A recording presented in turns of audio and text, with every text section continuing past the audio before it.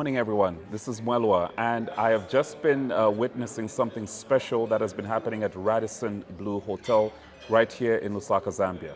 This morning, EY became one of the first organizations in Zambia to present the Sustainability Report for 2023, which focuses on many aspects of ESG, but more specifically, they roped in aspects around listed companies in Zambia. And to talk to me about this particular report is Kantu from EY. Kantu, how are you doing?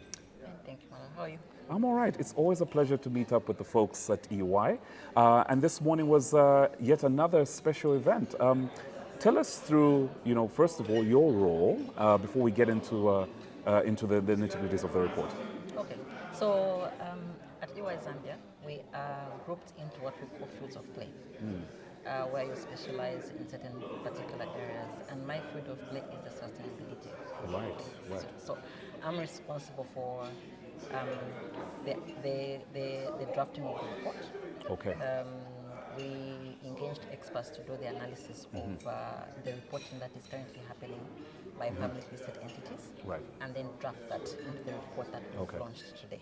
Okay. So in essence, I'm the one who's managing that particular field of play and our practice. Fantastic. But it must have been quite a painstaking process because, you have all these companies. Did you cover the entire 23 companies listed on the list? So we covered all the 22. Or the 22, yes. So we had a baseline. Last year was the one that was very painful because that was the beginning of the reporting. So gathering the data and putting it in a format that makes sense was quite a bit of work. This year was much easier because we already had a baseline. Right. So what we then needed to do for this particular year was to check what has been the progress between the two intervening years. Right. Notwithstanding the fact that the team had to put in quite a lot of hours. I can imagine. To analyze 22 listed entities. Yes. And different sectors. Yes, different sectors, financial statements with pages up to 250. Wow. So it was quite a bit for us to be able to get the information analyzed. Okay. Now, just give us an overview in terms of what, some of our viewers who would want to read this report, what they expect, like at a high level, what the report encompasses. Okay.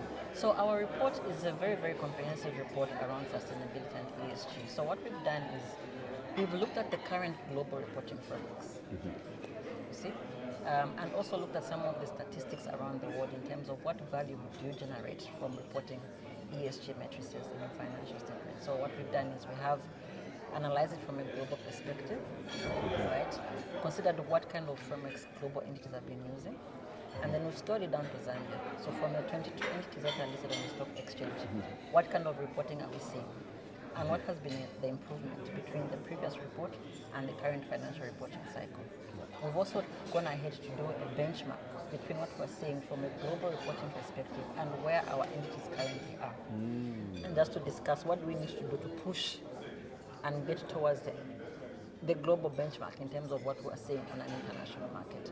That is really the focus of our report. What we've also included there is there are a few countries that really adopted the standards. Okay. To cite is Nigeria. So what we also did is we got some of the lessons learned from that particular market in terms of what is the depth of the involvement in making sure that an entity is ready for the adoption of the standards. What are some of the hurdles that they faced, and how did they also overcome? Okay, so this is the reason why we had the lady from Nigeria also be one of the presenters. Okay. So that particular team was deeply involved in supporting some of the entities that decided to early adopt the standards. So they were able to provide support in terms of gap analysis. Where are we at the moment? What do we need to do to be able to be ready and confirm in our financial statements that we've complied with the requirements of this particular standards? Okay. That was the kind of work that they were involved in. And that's the reason why we thought it was very important for us to just come and speak about what the experience was in their market. Right. Now, in terms of findings, obviously you said year on year, I think in the year one it was a bit harder. In year two, what were some of the things that stood out for you in this particular report? Okay, so in year two, what stood out is the uptick in the environmental element. And I think the reason why that is so is because there's a lot of drive and discussions around the environmental things, climate-related issues and whatnot. So what we've seen is now organizations putting a bit more focus on that particular matrix. Right? Okay. The interesting bit also is the reduction in the reporting around the social aspect. Is that so? Yes. That's quite interesting. Which is strange because at the end of the day, what at the end of the day, what I'm thinking about is what is the social impact that my business is having on the environment within which I'm operating, right? Um, are we are we building schools? Are we ensuring clean water for the community where within our reach in terms of operations? The funny thing is that there has been an overlap between CSR and the social element of ESG, Okay. right? And because of the big focus around environmental issues, climate risk, and the like, companies have scaled down on reporting this particular aspect. Not that they've stopped the initiatives, they are still involved or engaged, but the reporting is what has reduced. Right. So we Right. are hoping Right. that as we go along, we get to a balance in terms of what we are reporting I see. to stakeholders around all the three matrices. Okay. Now, when we look at the matrices themselves, do you feel that they were comprehensive enough, and do you see EY expanding on the matrices in the coming years' reports? Right. So what we've done is the three have been analyzed, and then what we've done is we've looked at a KPI in each matrix. So under environmental, we're talking about climate risks and opportunities, land management, biodiversity. So depending on the kind of industry that you're in, the KPIs might be different, but those are like the bare minimum of what we expect to be seeing. So if you're in manufacturing, it might not be around biodiversity Right, because maybe right, exactly. you have not disturbed the ecosystem of the environment that you're Right, in. right. So each dimension has got specific KPIs that we've analyzed, and we're reporting in terms of what the progress has been between the two interventions. So, and that is the data we report. Right. Now, just on a final thought, for your clients, how do you want EY's clients to use this report? And are there any expectations, of even the people that encounter reports, maybe in terms of, will you be expecting some feedback, for example? Yes. From this? So the purpose of the report is for you to give stakeholders such as the CFOs, the board, the CSOs, um, an all moment, right? So you have been repeating bits and pieces of stuff. Correct. Yeah? Yeah, But but- is it consistent? Is it comparable? Right? And expectation now is that by 1st of January 2025, I should be ready to adopt these particular standards because I'm a public listed entity.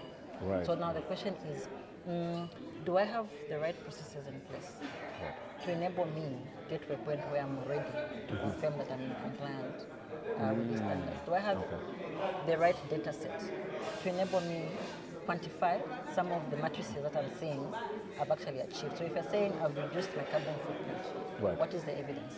Right. How have you quantified that information? And has somebody even validated it? What we're also trying to avoid or prevent is the issue of greenwashing. So you say I've done X, but you have the data to back you up.